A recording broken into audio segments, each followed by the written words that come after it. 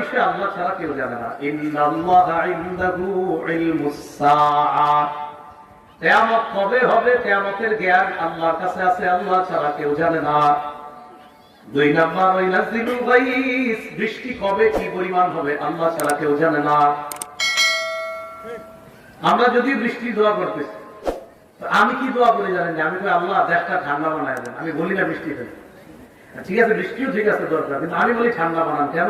কৃষক আছে অনেকে যাদের এখন বৃষ্টি দরকার নেই, এটা জানেন কি? অনেকে কৃষকের ধান চাষ, এই বেচারা কয় না যে বৃষ্টি না আছে ঠান্ডা হোক দেশ। এই জন্য আমরা এটা বলি আল্লাহ আমাদের দেশটা শান্তিদায়ক ঠান্ডা বানান। আরে আল্লাহ বৃষ্টি ছাড়া ঠান্ডা বানাইতে পারে, দেখবেন অনেক সময় 5 মিনিট বাতাসে পুরো দেশ ঠান্ডা হবে। আমাদের রব সব পারেন, আমাদের রব বৃষ্টি দিয়েও ঠান্ডা করতে পারেন, বৃষ্টি ছাড়াও ঠান্ডা করতে পারেন, কারণ তিনি রব, তিনি সব পারেন। 1 নাম্বার কিয়ামতের জ্ঞান আল্লাহর কাছে। 2 নাম্বার ওয়াইনাজিলুল গায়স, বৃষ্টি দিবেন নাযিল করবেন, এটা আল্লাহ নাযিল করবেন, কখন কি পরিমাণ কোন জমিনে কতটুকু দরকার আল্লাহ জানেন। 3 নাম্বার ওয়ায়ালামু মা ফিল আরহাম, মায়ের রেহেমের সন্তান আলট্রাসোনোগ্রামের যোগ্য হওয়ার আগ পর্যন্ত, আলট্রাসোনোগ্রামের যোগ্য হওয়ার আগ পর্যন্ত এটা ছেলে হবে না মেয়ে হবে জানে কি? আলট্রাসোনোগ্রামে তো দেখা যায় না, ওটা তো আপনার একটা রূপ আছে, এরপরে না দেখা যায়। রূপ আসার আগে একটু জিজ্ঞাসা করেন তো কি হবে। তাহলে বলেন কি বললাম? আলট্রাসোনোগ্রামে এটা কখন বোঝা যায়? রূপ আসার পরে। রূপ আসার আগে এটা ছেলে হবে না মেয়ে হবে, এটার ভাগ্য কি হবে, এটা কবে মরবে, কতদিন বাঁচবে, এটা রিজিক কি হবে, চাকরি বাকরি কি হবে, টোটাল বিষয়টা মায়ের রেহেমে যখন আছে শিশুটা তখনও জানে কে? আল্লাহ। এটা আল্লাহ জানে। আর সৃষ্টি, আসমান জমিন সৃষ্টির 50,000 বছর আগে তো আল্লাহ লিখেছেন। আবু দাউদ শরীফের বর্ণনা 4700 নম্বর হাদিস।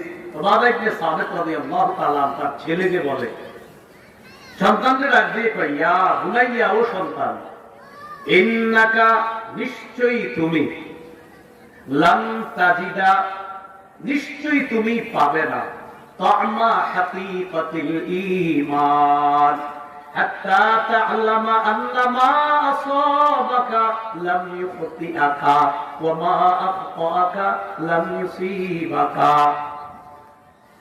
ওমর ইবনে সামেদ বলেন, ও প্রিয় সন্তান, তুমি কিছুতেই ঈমানের প্রকৃত স্বাদ গ্রহণ করতে পারবে না যতক্ষণ এই বিশ্বাস তোমার না হবে তোমার জীবনে যা ঘটেছে সেটা না ঘটার ছিল না, এটা তোমার বিশ্বাস করতে হবে। আমার জীবনে যা ঘটছে এটা আসলে ঘটার ছিল।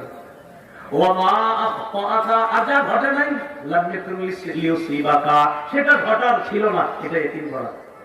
তোমার জীবনে যা ঘটেছে এটা ঘটার ছিল, যা ঘটে নাই সেটা ঘটার ছিল না। এই ইয়াকিন যতদিন না করবা ততদিন তুমি ঈমানের প্রকৃত স্বাদ কিছুতেই গ্রহণ করতে পারবে না।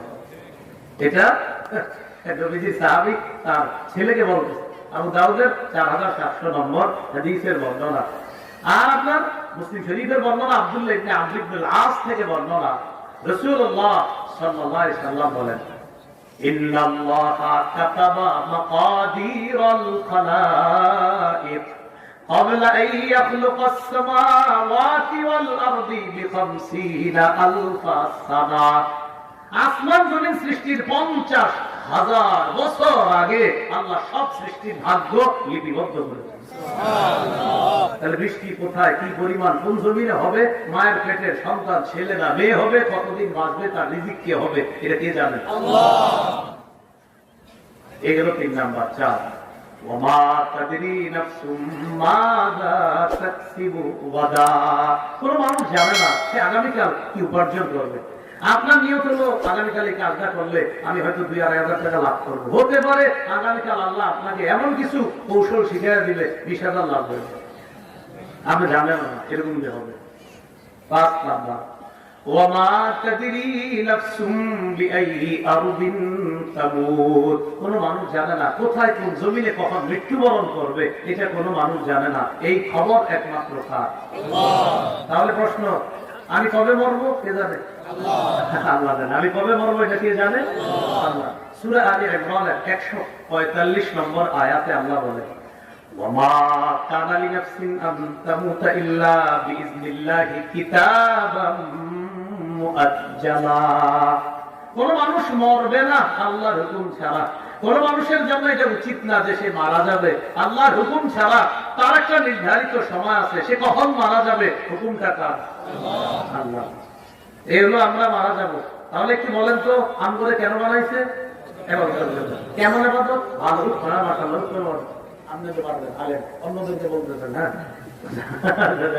কি ইবাদতের জন্য? উত্তম। উত্তম ইবাদত কি করবে না আল্লাহ? নষ্ট করবে না। উত্তম ইবাদত কতদিন করবো? মরণ পর্যন্ত। কবে মরবো? তাহলে কবে মারা যাবে এটা কে জানে? এবার কথা হলো প্রত্যেক নফস মৃত্যুর স্বাদ গ্রহণ করবে, এটা কোনো সন্দেহ নেই। সূরা আনকাবুতের 57 নম্বর আয়াতে আল্লাহ বলেন, কুল্লু নাফসিন যায়িকাতুল মাউত। প্রত্যেকটা নফস মৃত্যুর স্বাদ গ্রহণ করবে, এতে কোনো সন্দেহ নেই। সূরা নিসার 78 নম্বর আয়াতে আল্লাহ বলেন, আইনামা তাকুনু ইউদরিকুমুল মাউত। তোমরা যেখানেই থাকো মৃত্যু তোমাদেরকে পাকড়াও করবে, এতে কোনো সন্দেহ নেই। সূরা আহজাবের 16 নম্বর আয়াতে আল্লাহ বলেন, قُل لَّن يَنفَعَكُمُ الْفِرَارُ إِن فَرَرْتُم مِّنَ الْمَوْتِ। নবী আপনি বলেন, মৃত্যু থেকে যতই পালিয়ে বেড়াও, এই পালানো তোমার কিছুতেই কখনো কোনো কাজে আসবে না।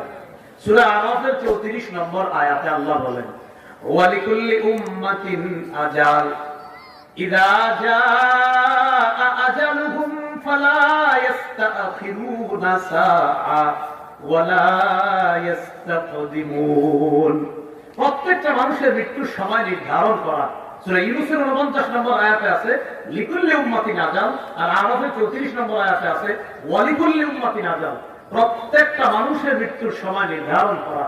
যখন তার মৃত্যু আসবে, আগেও হবে না পরেও হবে না, ওই সময় তার মৃত্যু হবে, এতে কোনো সন্দেহ নাই। আল্লাহ বলেন, ইন্না আজালাল্লাহি লাআত। আল্লাহ নির্ধারিত সময়টা এসে যাবে, আগেও না পরে না, তবে কখন আসবে আমি আল্লাহ জানি। সূরা জুমুয়ার 8 নম্বর আয়াতে আল্লাহ বলেন, قل إن الموت الذي تفرون منه فإنه ملاقيكم। নবী আপনি বলেন, নিশ্চয়ই যে মৃত্যু থেকে তোমরা পালিয়ে বেড়াও, এই মৃত্যু তোমাদের সাথে সাক্ষাৎ করবে। সূরা মুনাফিকুনের 10-11 নম্বর আয়াতে আল্লাহ বলেন, যখন মুমূর্ষু ব্যক্তি যে ব্যক্তি মৃত্যুবরণ করবে, ওই ব্যক্তির কাছে মৃত্যু আসার পর ওই ব্যক্তি বলবে, লাউলা আখরতানি ইলা আজালিন করিব ফাআসাদদাকা ওয়া আকুম মিনাস সালিহিন। আল্লাহ আমার যদি আরেকটু সুযোগ দিতেন, কেন? ফাআসাদদাকা, আমি ভালো কাজ করব, সদকা করব, ওয়া আকুম মিনাস সালিহিন, আমি নেককারদের অন্তর্ভুক্ত হব। আল্লাহ আমার একটু বাড়ায় দেন না, আরেকটু সুযোগ দেন। মুনাফিকুনের 11 নম্বর আয়াতে আল্লাহ জবাব দেয়, ওয়ালাই ইউআখিরাল্লাহু নাফসান ইযা জাআ আজালুহা ওয়াল্লাহু খাবীরুম বিমা তা'মালুন। আল্লাহ কিছুতেই কাউকে সামান্য সময়ের সুযোগ দিবে না, কিছুতেই আর সুযোগ দিবে না। মৃত্যু যখন এসে যাবে, লা ইউআখিরাল্লাহ, কিছুতেই আল্লাহ কাউকে সুযোগ দিবেন না যখন মৃত্যু এসে যাবে। বলেন তো আল্লাহ কেন বানাইছে? কেমন ইবাদত? উত্তম ইবাদতের প্রতিদান কে নষ্ট করবে না? আল্লাহ। কতদিন ইবাদত? মৃত্যু হবে কে জানে? কবে হবে কে জানে? আল্লাহ জানে। মৃত্যু আসলে আগে পরে আর সুযোগ দেওয়া হবে? এই হলো আপনার মৃত্যু হয়ে যাবে। তাহলে দুর্বল অবস্থা থেকে বানাইছে, বানানোর পর শক্তিশালী, শক্তিশালী থেকে আবার দুর্বল, দুর্বল থেকে আবার বৃদ্ধ, বৃদ্ধর পর বিরোধন, শেষ। আমাদের কথা ছিল এর আগে কি ছিলাম? কিছুই ছিল না। কিছুই ছিল না থেকে দুর্বল, দুর্বল থেকে শক্তিশালী, আবার দুর্বল, আবার শক্তিশালী, আবার দুর্বল, আবার বুড়ো হয়ে যাবা, বুঝে যাবা। তোমার আসলে আর রেহাই পাবা না। তো কেন বানাইছি? আমাদের জন্য বানাইছি। ভাই কথাগুলো কি তোমার মনে থাকবে? এই হলো জীবন মৃত্যু, এর মাঝখানে আমাদের জীবন। আল্লাহ আমাদেরকে ইবাদতের মাধ্যমে আমরা যেন আমাদের জীবনটা সাজাইতে কাটাইতে পারি, আল্লাহ তৌফিক দান করেন।